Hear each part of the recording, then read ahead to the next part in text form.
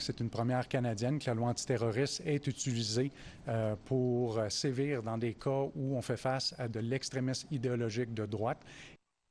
On l'entendait, donc c'est une première au Canada. Le dépôt d'accusations de terrorisme et de propagande haineuse contre un seul et même individu.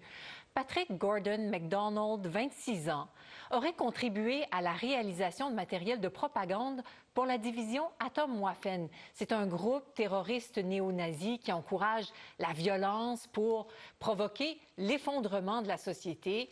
J'en parle avec le professeur à l'Université de Sherbrooke et titulaire de la chaire UNESCO en prévention de la radicalisation, David Morin. David Morin, bonsoir.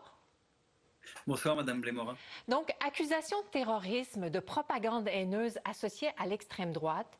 Il y a eu une première, on l'a entendu, qu'un individu soit accusé à la fois de ces deux chefs d'accusation. Et c'est la GRC qui l'a précisé, comme si elle voulait envoyer un message.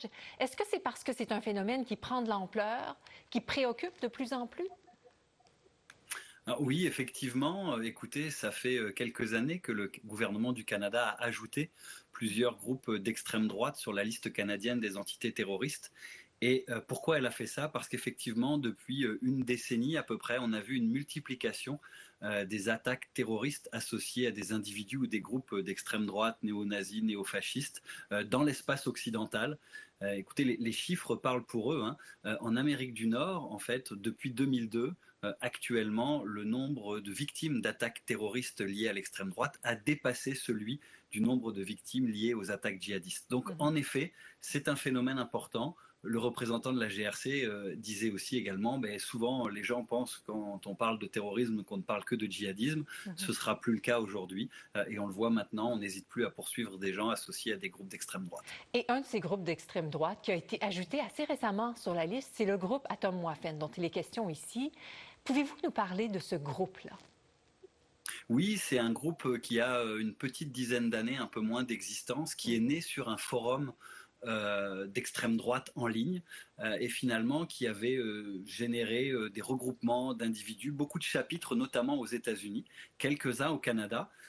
Et ce groupe, comme vous le disiez en introduction, a une idéologie accélérationniste, c'est-à-dire que l'idée c'est d'accélérer l'effondrement du système capitaliste, de la société occidentale, pour générer une nouvelle guerre civile qui sera raciale.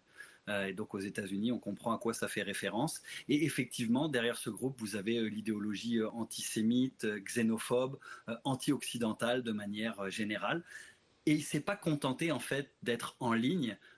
Il a organisé des camps pour le maniement des armes, le maniement du corps à corps, etc. Et aux États-Unis, il a fait, on dit, 5-6 morts directement liés à ces groupes-là. Donc, si vous voulez, c'est un peu cette vie-là. On pensait que cette organisation, dans les dernières années, s'était un petit peu dissolue, mais en fait, il reste quand même sur les réseaux sociaux des groupuscules assez actifs. Et ce Patrick Gordon MacDonald qui était accusé, quelle était son importance dans le mouvement?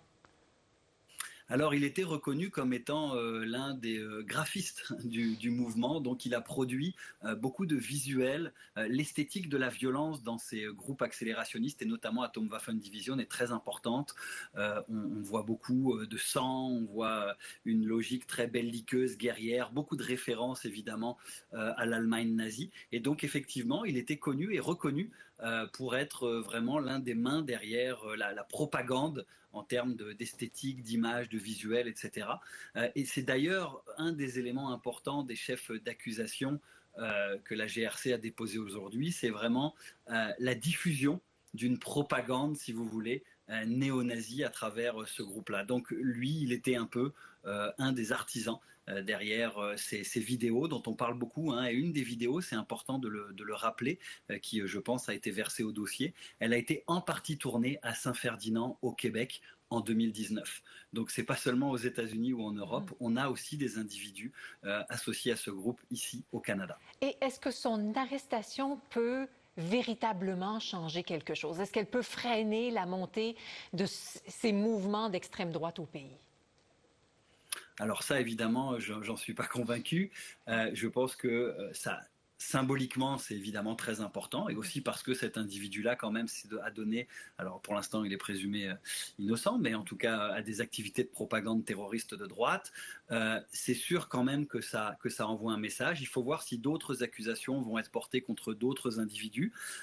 Ça s'inscrit aussi dans une lutte importante de l'autre côté de la frontière. L'administration Biden fait vraiment la chasse à l'extrême droite, a donné quand même des directives très claires aux agences de sécurité américaines.